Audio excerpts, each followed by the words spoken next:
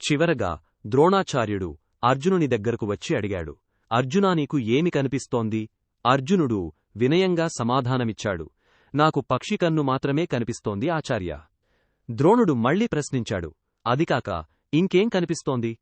చెట్టు ఆకులు, ఆకాశం, భూమి అన్నీ ఉన్నాయే.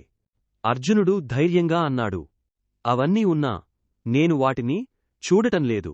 నా దృష్టి ఒక్క పక్షి కన్నుపైనే ఉంది, కాబట్టి దాని తప్ప ఇంకేం కనిపించడం లేదు. అర్జునుని ఏకాగ్రతను చూసి ద్రోణాచార్యుడు చిరునవ్వు నవ్వి, అర్జునా, ఇంకేం బాణం వదులు అని ఆదేశించాడు. అర్జునుడు బాణం విడిచాడు.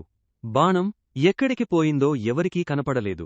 క్షణం తరువాత చెట్టుపై నుంచి తలలేని పక్షి బొమ్మ కింద పడింది.